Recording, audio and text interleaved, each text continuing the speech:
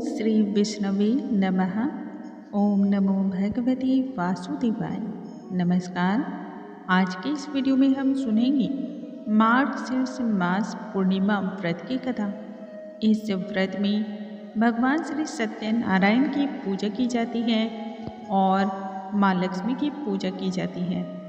इस व्रत की कथा के श्रवण से आपके साथ सिर्फ और सिर्फ मंगल ही मंगल होता है और जितने भी पाप कर्म हैं वह सभी नाश हो जाते हैं। जीवन में सुख समृद्धि की प्राप्ति होती है और सभी दुखों का नाश होता है।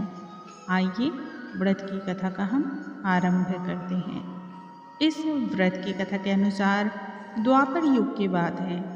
एक बार माता यशोदा अपने पुत्र भगवान श्री कृष्ण से कहा, हे कृष्णा, तुम संसार के रचयिता और तुम ही पालनहार हो। आज तुम ही मुझे कोई ऐसा उपाय बताओ जिसको करने से स्त्रियों को सौभाग्य की प्राप्ति हो और स्त्रियों की तथा संसार के कल्याणार्थ यह व्रत सभी मनोकामनाओं को पूर्ण करने वाला हो। तब लल्ला ने कहा, हे माता, मैं आपको एक ऐसा उपाय बताता हूँ जिसको करने से स्त्रियों को सौभाग्य की प्राप्ति और इसके साथ ही अन्य मनोकामनाएं भी पूर्ण होती हैं। इसको करने के लिए 32 पूर्णमासियों का व्रत करना चाहिए। इस धरती पर एक राजा थे जिनका नाम चंद्रहास था। वे अनेक प्रकार के रत्नों से परिपूर्ण कार्तिका नामक की नगरी पर राज किया करते थे। उस नगरी में धनेश्वर नामक एक ब्राह्मण रहा करता था।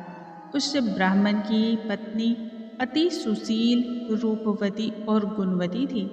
उस ब्राह्मण के घर में धन धान्य आदि की कभी कोई कमी नहीं थी, लेकिन कमी थी तो बस एक संतान की, क्योंकि उन्हें संतान नहीं थी। इसकी वजह से ही वह दुखी रहा करता था।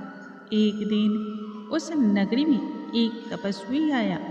उस तपस्वी के मुख पर एक अद्भुत ही तेज विराजमान था। वह तपस्वी उस ब्राह्मण के घर को छोड़ करके सभी अन्य घरों से भिक्षा लेता और अपने पेट को पालन करता।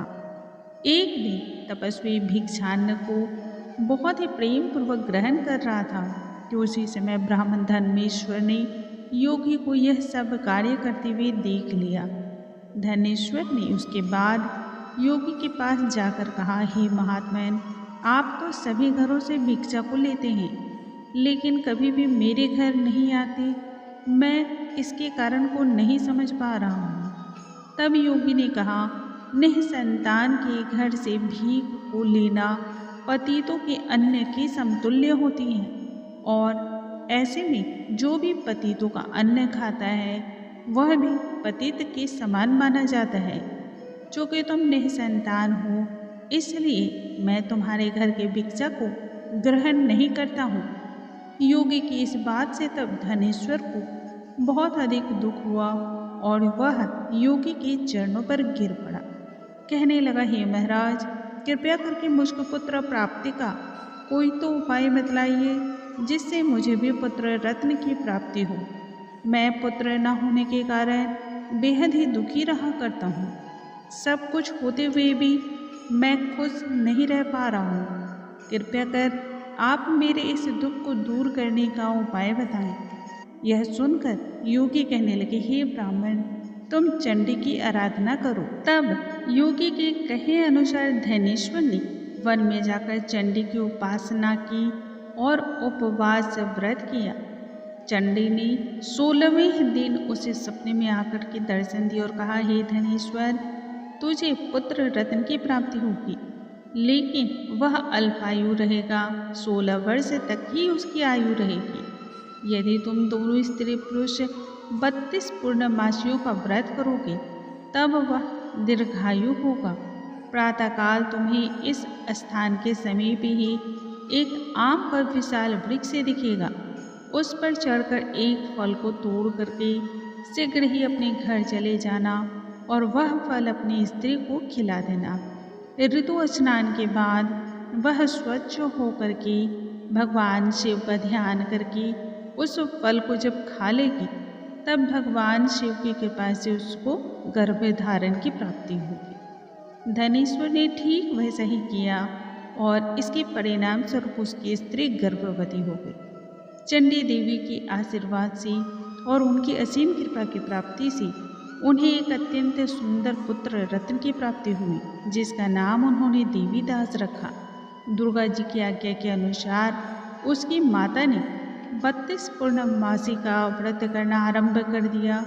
16वां वर्ष लगते ही देवीदास के माता पिता को अब चिंता होने लगी कि कहीं उनके पुत्र की इस वर्ष से मृत्यु न हो जाए, क्योंकि उन्हें पहले से ही उसकी अल्पायु का ज्ञात था।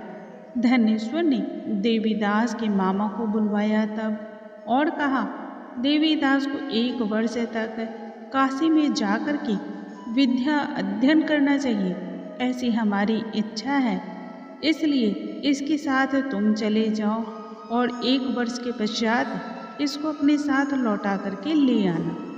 इस तरह देवीदास को एक घोड़े पर बैठा करके अपने मामा के साथ काशी के लिए निकलना पड़ा। इधर पुत्र के निकलते ही धनेश्वर ने अपने पुत्र की दीर्घायु के लिए भगवती दुर्गा की आराधना और पूर्णमासियों का व्रत करना आरंभ कर दिया। इस प्रकार बराबर 32 पूर्णमासी का व्रत पूर्ण किया। कुछ समय बाद मामा और भांजा किसी नगर में रात बिताने के लिए ठहरे हुए थे। उस दिन उस गांव में एक ब्राह्मण की कन्या का विवाह होने वाला था। जिस धर्मशाला में वर और उसकी बारात ठहरी हुई थी, वहीं देवीदास और उसके मामा भी ठहरे थे। संयोग से कन्या को तेल, हल्दी इत्यादि चढ़ा करके मंडप आदि का कृत्य किया गया, तो लगने के समय वर को धनुर्वात हो गया। इसी बीच में कन्या के पिता की नज़र देवीदास पर पड़ गई। उन्होंने सोचा, इसके मुख का तेज बिल्कुल मेरे पुत्र जैसा ही है, यह बिल्कुल मेरे पुत्र जैसा ही सुंदर है, क्यों न मैं कन्या के साथ इसका ही लगन करा दूं और बाद में विवाह के अन्य कार्य मेरे लड़के के साथ संपन्न हो जाएंगे। ऐसा सोच विचार कर वर का पिता देवीदास के मामा के पास गया और बोला, तुम थोड़ी देर के लिए अपने भांजे को हमें दे दो।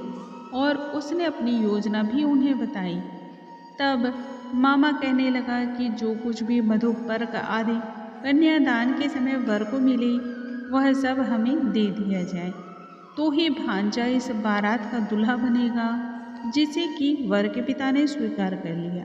और इस तरह से देवीदास का विवाह उस कन्या के साथ संपन्न हो गया। पत्नी के साथ वह भोजन न कर पाया और मन ही मन सोचने लगा, ना जाने यह स्त्री कैसी होगी। लड़के को ऐसा करना बिल्कुल ही उचित नहीं लग रहा था और उसकी आंख में आंसू भर आए। तब वधू ने पूछा, क्या बात है, आप इतने दुखी क्यों हैं और आपकी आंखों में आंसू क्यों हैं? तब उस लड़के ने सारी बात उस कन्या को कह दी। कन्या कहने लगी कि अब तो हमारी शादी हो गई है। देव, ब्राह्मण और अग्नि के सामने मैंने आपको ही अपना पति बनाया है, इसलिए अब आप ही मेरे पति हैं और मैं आपकी ही पत्नी रहूँगी, किसी अन्य की नहीं। तब देवीदास ने कहा, ऐसा मत करना, क्योंकि मेरी आयु बहुत कम है, मेरे बाद आपकी क्या गति होगी, इन बातों पर विचार कर लें। तब वह दृढ़ विचार करके बोली, जो गति होगी वही गति मेरी भी होगी। भगवान के समक्ष मैंने आपको ही अपना पति वरण किया है। इसके बाद देवीदास और उसकी पत्नी दोनों ने भोजन को ग्रहण किया और शेष रात्रि वे सोकर बिता गए। प्रातःकाल देवीदास ने अपनी पत्नी को एक अंगूठी दिया और एक रुमाल भी दिया और कहा, हे प्रिय, इसे लो और संकेत समझ करके अस्थिर चित्त हो जाओ।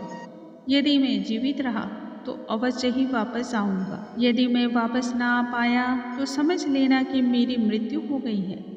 प्रातःकाल जब शादी का कार्य पूरा हो गया और सभी बाराती मंडप में आए, तब कन्या ने अपने पिता से कहा कि यह मेरा पति नहीं है और पूरी बात अपने पिता को तब बतलाई। बारात इस तरह से वापस लौट गई। इस प्रकार देवीदास अध्ययन करने के लिए काशी भी आगे बढ़ गया। कुछ समय बाद काल से प्रेरित होकर के एक सर्प रात्रि के समय देवीदास को डसने के लिए वहां पर पहुंच गया, परंतु व्रत के प्रभाव से वह उसे डस ना पाया, क्योंकि पहले उसकी माता ने 32 पूर्णिमा का व्रत पूर्ण कर लिया था। इसके बाद मध्याह्न के समय स्वयं काल वहां आकर के देवीदास के शरीर से उसके प्राणों को निकालने का प्रयत्न करने लगा, जिससे वह मूर्छित होकर के पृथ्वी पर गिर पड़ा। उसी समय पार्वती जी के साथ भगवान शिव वहां पर आ पहुंचे और उसको मूर्छित अवस्था में देखकर पार्वती जी ने कहा, हे प्रभु, हे नाथ, हे महाराज, ये वही बालक है जिसकी माता ने 32 पूर्णिमा का व्रत पूर्ण किया। इसके प्रभाव से इसका मृत्यु दोष भी कट गया है। भवानी के तब कहने पर भगवान शिव ने उसे जीवन का दान दे दिया। उधर उसकी स्त्री उसकी प्रतीक्षा कर रही थी। जब 16वां वर्ष बीत गया तो देवीदास भी अपने मामा के साथ काशी से वापस अब चल दिया और कुछ दिनों बाद वह अपनी पत्नी के घर पहुंचा। लड़की के पिता ने खूब अच्छे से अपने दामाद की आव भगत की और पुत्र के साथ उसको विदा किया। भगवान श्री कृष्ण आगे कहने लगे, इस प्रकार धनेश्वर द्वारा 32 पूर्णिमाओं का व्रत रखने से उसके पुत्रों को लंबी आयु की प्राप्ति हुई।